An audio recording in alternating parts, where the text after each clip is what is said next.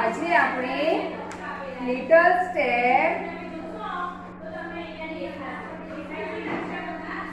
13, 14 અને 15 જોઈશું, બરોબર ને? હવે એની પહેલા આપણે ગ્રામર જોઈશું કે કોઈ પણ વસ્તુ હોય, પ્રાણી હોય કે પક્ષી હોય, તેના વિશે જાણવું હોય તો શેનાથી પ્રશ્ન પૂછાય છે? વોટ થી. શેનાથી પૂછાય? વોટ. તમારે ગ્રામરમાં પૂછાય વોટ. વોટ એટલે શું? કે કોઈ પણ વસ્તુ, પ્રાણી કે પક્ષી વિશે જાણવું હોય ત્યારે વોટ વડે પ્રશ્ન પૂછાય છે. કોઈ પણ વસ્તુ, પ્રાણી કે પક્ષી વિશે જાણવું હોય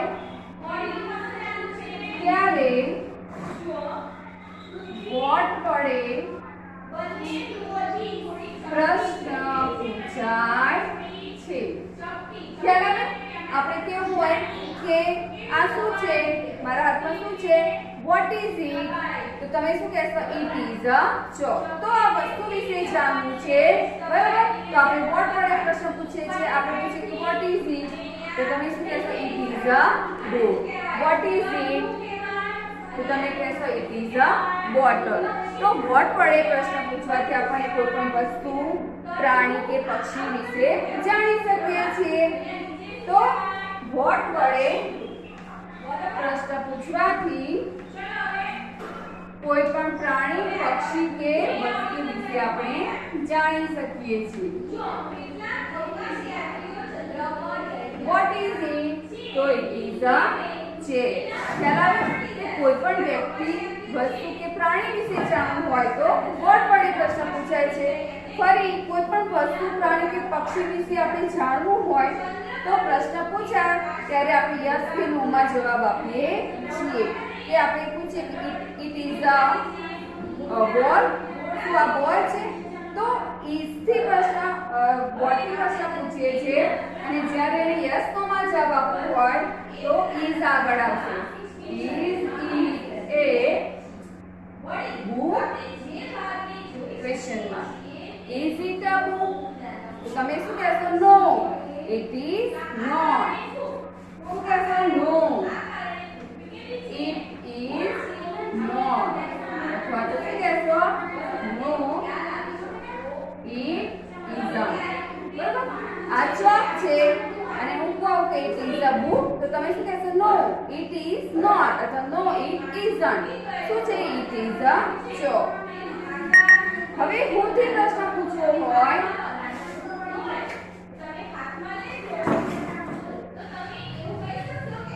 who એટલે કોણ?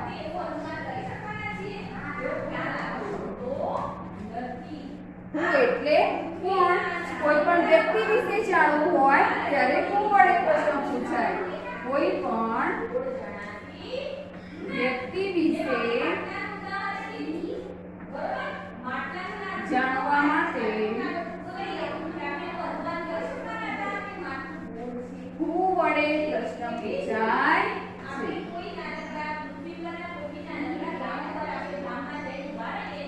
બરાબર?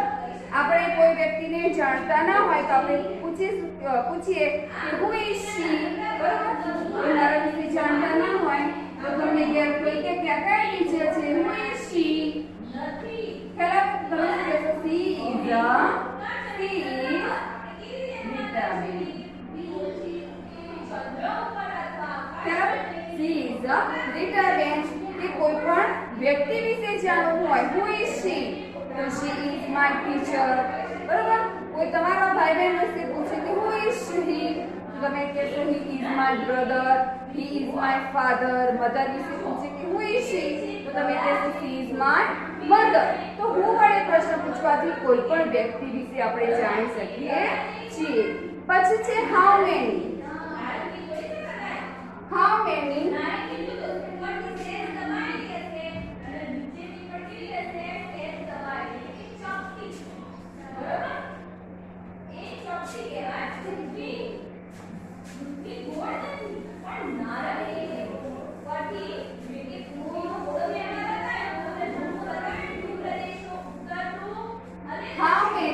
એટલે કેટલા?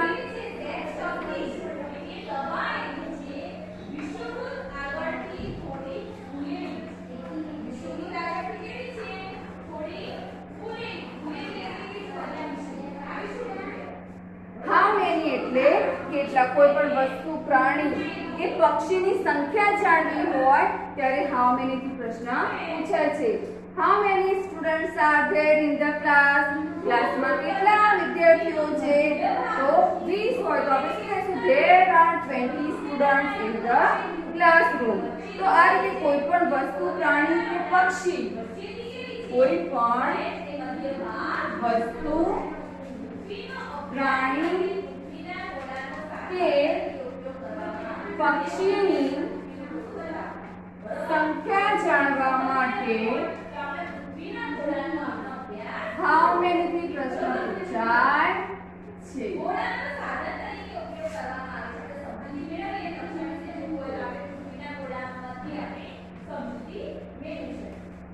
બરોબર. How many benches are there? How many benches are there? કે વર્ગમાં કેટલી બેન્ચીસ છે? તો આપણે લખીશું 20. તો there are છે આગળ આવશે. There are 20 benches in the class.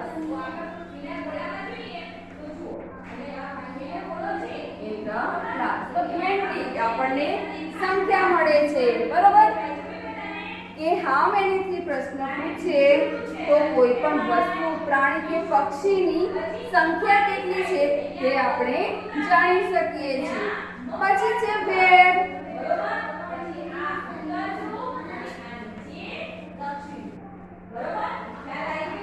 વેર એટલે ક્યાં? કે કોઈ પણ વ્યક્તિ કે વસ્તુ કે પ્રાણી ક્યાં છે તેનું સ્થાન જાણવા માટે વેર થી પ્રશ્ન પૂછાય છે. કે કોઈ પણ વસ્તુ, પ્રાણી કે પક્ષીનું સ્થાન જાણવા માટે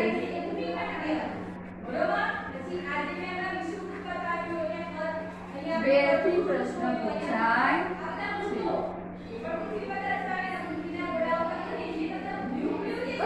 Where is the book? બરાબર. આપણે પૂછવું હોય કે where is the book ત્યારે આપણે કહીએ કે it is on the benches, it is on the table. તો where થી જ્યારે પ્રશ્ન પૂછીએ ત્યારે preposition નો આપણે ઉપયોગ કરીએ છીએ. preposition 4 છે. in, on, under અને near. in એટલે અંદર, in એટલે અંદર, on એટલે ઉપર, under એટલે નીચે અને near એટલે નજીક. તો જ્યારે where થી પ્રશ્ન પૂછીએ છીએ ત્યારે આપણે preposition નો તેની સાથે ઉપયોગ કરીએ છીએ કે where is the book? તો book ક્યાં છે? બરાબર. આપણે તેનું સ્થાન જાણવું છે તો where થી પ્રશ્ન પૂછીશું તો જવાબમાં શું આવશે? it is on the table. તો on છે બરાબર. એ preposition નો આપણે ઉપયોગ કરવો પડે. બીજું કે પાંજરામાં પક્ષી છે. where is the bird? અથવા તો પાંજરામાં પોપટ છે તો where is the parrot? parrot ક્યાં છે? તો આપણે શું કહીશું? it is in the cage. cage એટલે પાંજરું. એટલે પાંજરામાં છે. પછી પલંગના નીચે બોલ છે તો where is the ball? તો આપણે આન્સર શું આપીશું? it is under the bed. કે તે પલંગના નીચે છે તો આપણે under વાપરીશું. બરોબર. પછી બાળાની નજીકમાં બેટ છે તો આપણે લખીશું ક્વેશ્ચન પૂછીશું કે where is the bed?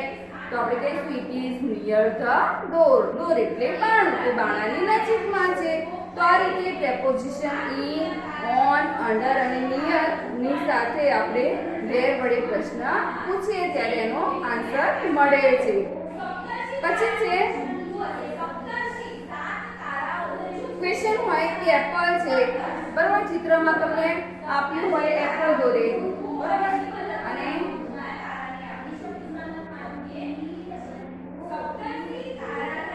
આ રીતે ચિત્ર આપેલું છે એપલનું અને પૂછ્યું કે what is it, what is it, તો તમે શું કહેશો? It is.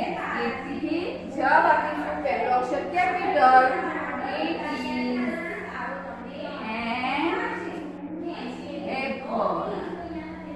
ખ્યાલ આવે? It is an apple.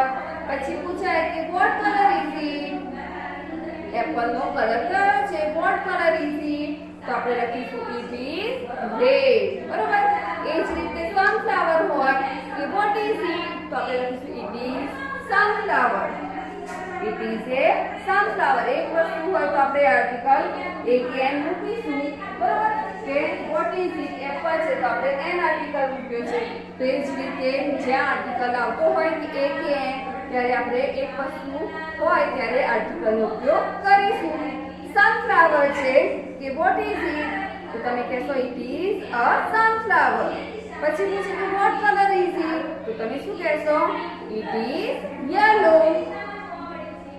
પછી પાંદડું હોય, પાંદડાને ઇંગ્લિશમાં શું કહેવાય? લીફ. પૂછે કે વોટ ઇઝ ઇટ, તો તમે કહેશો it is a leaf, LEAF. Vote colour is it, તેનો રંગ કયો છે? તમે કહેશો it is a green, it is green. પછી એલિફન્ટ હોય, બરોબર, અને ક્વેશ્ચન પૂછે કે ઇઝ ઇટ એન એલિફન્ટ. જો એલિફન્ટ હોય તો તમે શું કહેશો? Yes it is. જો ના હોય તો તમે શું કહેશો? નો ઇટ ઇઝ નોટ, અથવા તો નો ઇટ ઇઝન્ટ. તો આ રીતે who થી, what થી, how many અને where, બરોબર, who, what, where અને how many થી આપણે પ્રશ્નો જોયા. તમારે પરીક્ષામાં ચિત્રો આવશે. who is she, તો તમારે જે હોય he થી પ્રશ્ન પૂછ્યો હોય તો he થી જવાબ આપવાનો કે he is Manoj. she થી પૂછાય કે who is she, તો આપણે she થી લખવાનું કે she is my mother. તો who થી પ્રશ્ન પૂછ્યો હોય અને જે he હોય કર્તા તરીકે તો he નો ઉપયોગ કરવાનો, બરાબર, અને she હોય તો she નો ઉપયોગ કરીશું. પછી સંખ્યા પૂછે how many pencils are there, કૌંસમાં હોય 6 પેન્સિલ અને 7 પેન્સિલ. તો તમારા ચિત્રમાં ગણવાની, કાઉન્ટ કરવાની કે કેટલી છે, તો તમારે 6, તો 6 પેન્સિલ એ રીતે આન્સર લખવાનો છે. હવે છે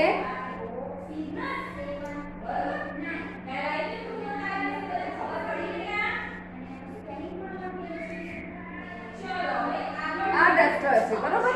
હવે ડસ્ટર આ ટેબલ ઉપર મૂક્યું, બરોબર. તો તમને ક્વેશ્ચન પૂછ્યું કે where is the duster, where is the duster, તો તમે શું કહેશો? It is on the table, બરોબર.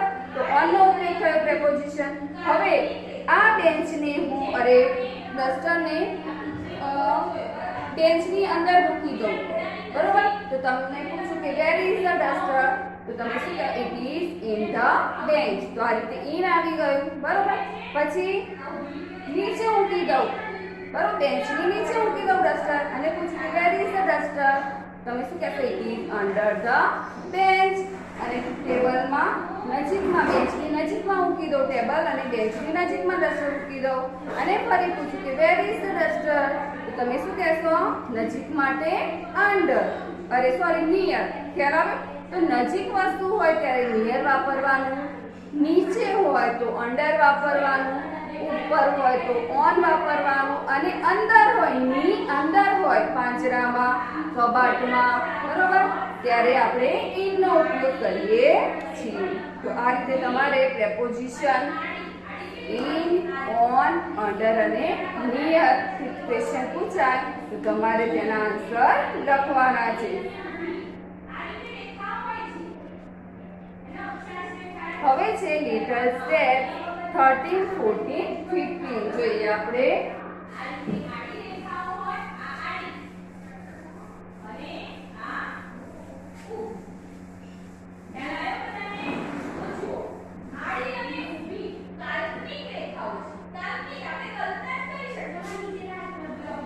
little step.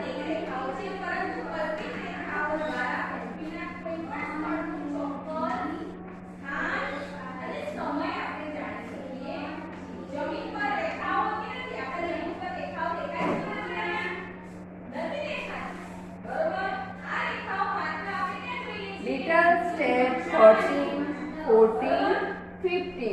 જોઈએ સૌથી પહેલા તો અહીં આપી છે મીનિંગ્સ. તમારે જે રેમ્સ આપી છે બરોબર, એના પહેલા તમારે મીનિંગ્સ તૈયાર કરવાના છે. કે to share, SHARE, sharing sweets. રેમ્સ છે પહેલી શેરિંગ સ્વીટ્સ એટલે કે મીઠાઈ વેચવી, શેર કરવું બરોબર. આપણે કોઈ પણ નાસ્તો હોય સ્કૂલમાં લઈ ગયા હોય તો ફ્રેન્ડ સાથે શું કરીએ છીએ, આપણે શેર કરીએ છીએ કે વેચીને ખાઈએ છીએ. તો અહીં રેમ્સ આપી છે શેરિંગ સ્વીટ્સ એટલે કે મીઠાઈ વેચવી. જોઈએ 1 and 1 make 2. 1 and 1 make 2 કે એક અને એક બે થાય. 1 is for me and you. એક મારા અને તારા માટે. 1 is for me and you એટલે કે એક મારા અને તારા માટે. 2 and 2 make 4. 2 and 2 make 4. 3 and 3 make 6. 1 each and still 2 more. એક અને હજી પણ બે વધારે. 2 and 2 make 4. 1 each and still 2 more. એટલે કે એક અને એક હજી પણ બે વધારે. 3 and 3 make 6. 3 and 3 અને 3 કેટલા થાય 6. 3 and 3 make 6. 3 અને 3 6 થાય. Big lollipop on sticks. પેલા આપણે મોટા lollipop. 3 and 3 make 6. Big lollipop on sticks. Stick એટલે કે લાકડી. જે lollipops હોય છે સ્ટીક ઉપર ગોળ, એ lollipops ની વાત કરે છે. 4 and 4 make 8. 4 અને 4 8 થાય. Jalebis and burfis on the plate. થાળીમાં જલેબી અને બરફી. 5 and 5 make 10. 5 અને 5 10 થાય. Let's count them all again. ચાલો હવે તે બધાને ફરીથી ગણીએ. કાઉન્ટ એટલે ગણીએ. તો 1 થી તો 10 સુધી તમારી સ્પેલિંગ આપ્યા છે બરોબર. કાઉન્ટ એટલે ગણવું. COUNT કાઉન્ટ એટલે ગણવું. અગેન AGAIN અગેન એટલે ફરીથી. અને સ્ટીક એટલે લાકડી. અને શેર એટલે વેચવું બરોબર. આટલા મીનિંગ્સ આપણને ખ્યાલ હોવા જોઈએ. બીજું છે કે 1 થી 10 સુધીના તમને તો સ્પેલિંગ આવડતા જ હશે. એ જ રીતે તમારે આગળ તૈયાર કરવાના છે બરોબર. 50 સુધી 11 નું સ્પેલિંગ શું થશે? ELEVEN. 11 એટલે 11. 12 TWELVE. 12 એટલે 12. 13 THIRTEEN. 13 એટલે કે 14 FOUR TEEN. 14 એટલે 14. 15 FIFTEEN. 15 એટલે 15. SIXTEEN. 16 એટલે 16.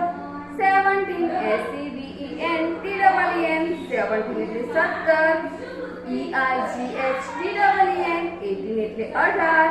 NINETEEN. 19 એટલે 19. અને 20 TWENTY. 20 એટલે 20. 100 સુધી તમારે કરવાના છે બરાબર. હવે તમારી બુકમાં 20 સુધીના સ્પેલિંગ્સનું કાઉન્ટ કરીને તમારે સંખ્યા લખવાની આવશે.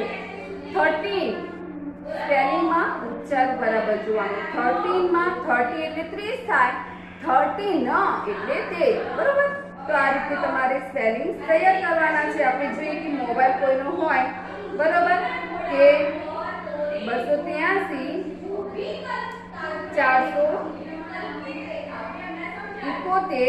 471 નંબર આ રીતે હોય તો આપણે ઇંગ્લિશમાં કેવી રીતે બોલીશું નંબર? તો જે આંકડા છે તેને આપણે ઇંગ્લિશમાં લખીશું કે 2. તો તેનો સ્પેલિંગ TW. પછી 8 છે તો EIGHT. 283471064 5. તો તમારે જે તમારા પરિવારના સભ્યો અથવા તો ફ્રેન્ડનો કોઈ મોબાઈલ હોય તો તમે આ રીતે ઇંગ્લિશમાં એને યાદ કરી શકો. ઇંગ્લિશમાં એના નંબર્સ બોલવાના 2831106445. ખ્યાલ આવે વિદ્યાર્થી મિત્રો? તો તમારે જે બુક છે એમાં તમારે આ રીતે નંબર આપ્યા છે જેને તમારે સ્પેલિંગમાં લખવાના છે કે 2 તો 2TWO2 8 નો લખીશું PIGHT8 પછી 3 નો સ્પેલ લખવાનો THREE 4 નો લખવાનો FOUR 4 પછી 7 નો લખવાનો SEVEN 7 પછી 1 નો ONE 0 ZERO 0 6 SIX 6 અને 4 FOUR અને 5 FIVE. આ રીતે નંબર હોય મોબાઈલનો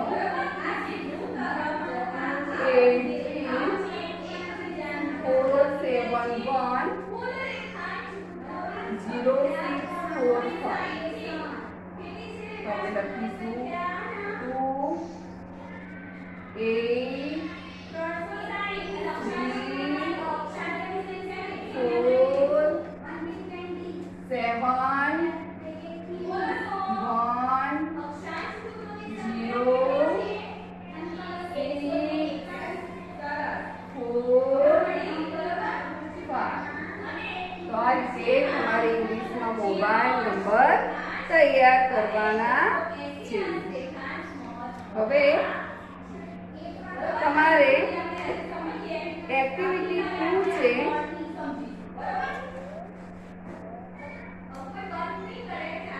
એક્ટિવિટી 2 માં સ્ટોરી છે.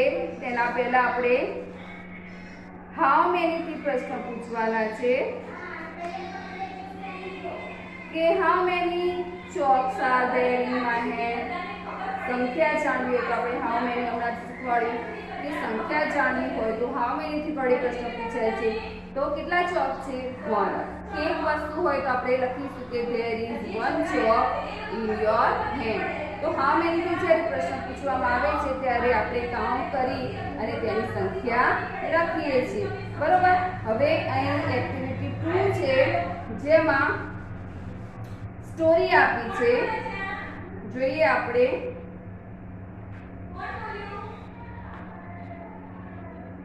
The class goes for a picnic. The class goes for a picnic. જોઈએ આપણે કે વર્ગ સેલ પર જાય છે એટલે કે ફરવા જાય છે.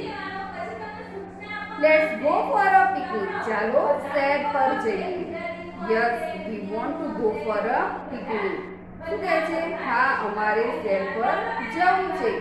Okay, let's go. ચાલો આપણે જઈએ. અહીં એનિમલ્સની સ્કૂલ છે વિદ્યાર્થી મિત્રો. બરોબર.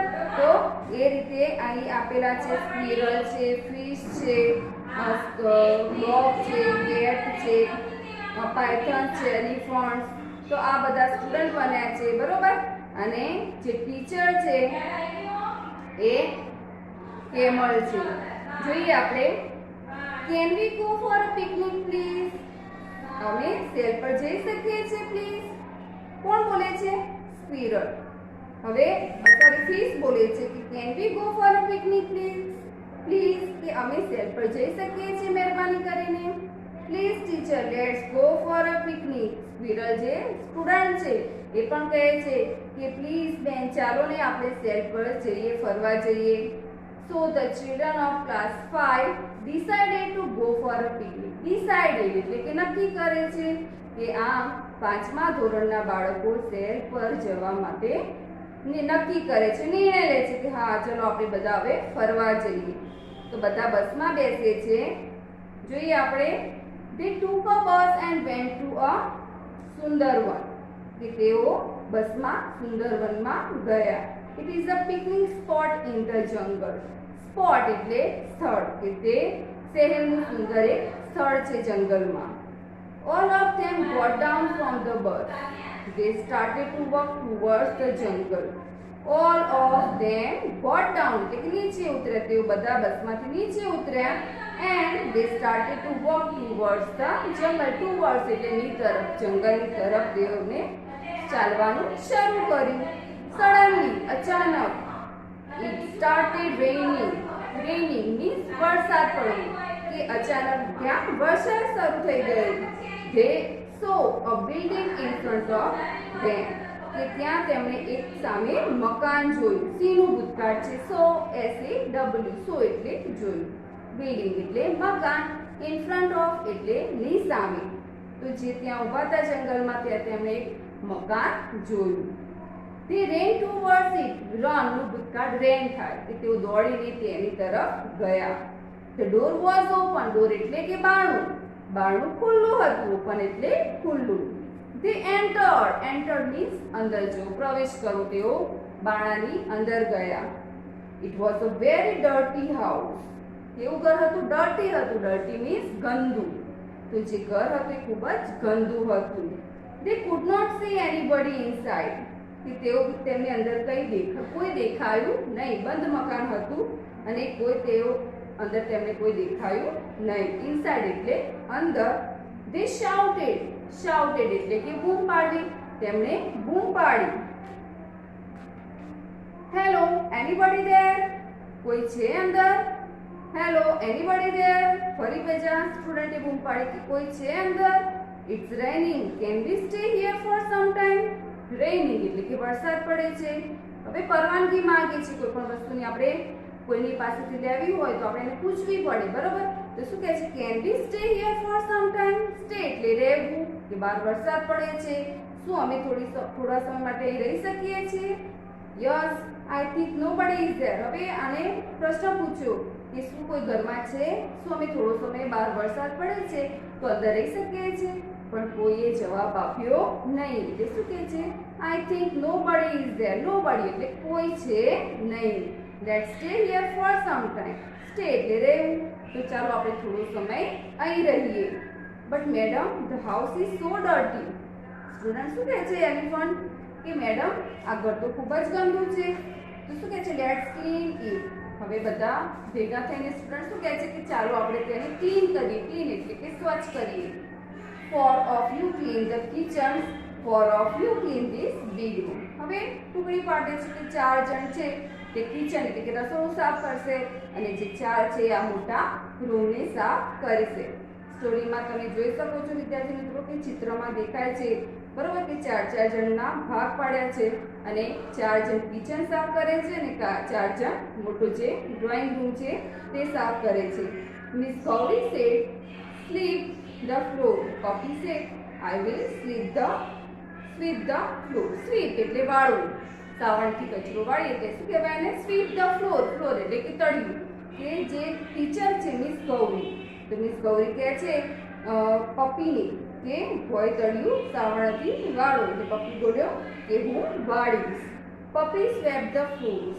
એટલે કે જે બચ્યું હતું પપ્પી, તો તેણે સાવણથી તળિયું સાફ કર્યું એટલે કે વાળ્યું. Thus they clean the room. અને તેમણે આખો ઓરડો સાફ કર્યો. ખ્યાલ આવી વિદ્યાર્થી મિત્રો? તો આ સ્ટોરી આપણે જોઈ. હવે તેના ક્વેશ્ચન આન્સર આપણે ફરી નેક્સ્ટ વિડીયોમાં જોઈશું. તેના સ્પેલિંગ તમારે લખીને તૈયાર કરવાના છે. Thank you.